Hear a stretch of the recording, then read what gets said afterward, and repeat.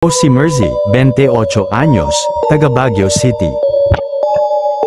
Isang kwento ito na hindi ko malilimutan, isang gabi ng pagkakamali, ng tsismis, at ng katotohanang sana'y hindi na namin nalaman. Noong una, simpleng kaso lang ng mga nawawalang manok sa barangay namin.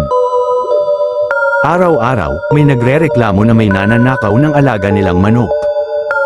Siyempre, mabilis kumalat ang tsismis. At sino pa ba ang unang itinuro ng mga Marites?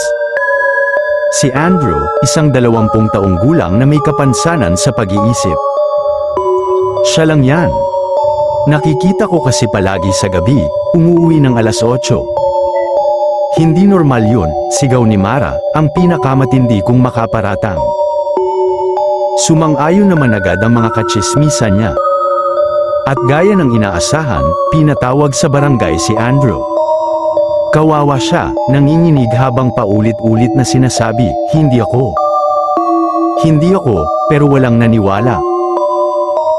Kahit pa itinuro niya ang kapitan at mga kagawad, sinabayan yon ng mga mata niyang puno ng galit, kaya inisip naming nagsisinungaling lang siya. Lumipas ang mga araw.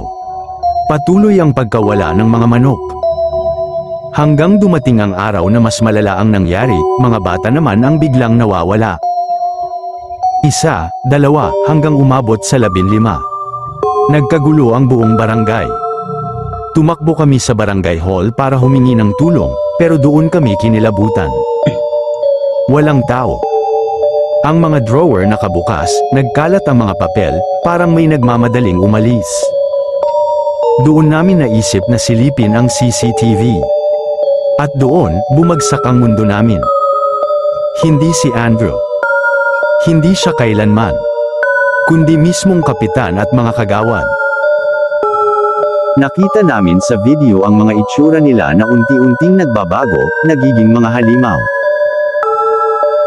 Nakita naming dinadala nila ang mga manok, at ang mga batang nawawala. Sa huling parte ng tape, nilalantakan nila ang mga katawan, parang gutom na hayop. Nagsisisigaw ang mga tao sa loob ng barangay hall. May iba'y nagsuka, may iba'y napaiyak. Pero wala na kaming nagawa. Ang mga batay hindi na maibabalik. At ako, hindi ko makalimutan ang mukha ni Andrew, ang batang paulit-ulit na nagsabi ng totoo, pero hindi pinakinggan. Kung sana nakinig kami, kung sana naniwala kami, baka nailigtas namin ang lahat. Ngayon, bawat gabing dumadaan, parang nakikita ko pa rin ang mga kapitan at kagawad sa CCTV, nakatingin pabalik, para bang alam nilang nakita namin ang kanilang sekreto. At sa katahimikan ng gabi, isa lang ang tanong na bumabagabag sa akin, sino ang susunod nilang kukunin? Huwag kalimutang i-check ang yellow basket for good items. Para sa marami pang Tagalog horror stories, pumunta lang sa aking YouTube channel na Tagalog Horror Story AI.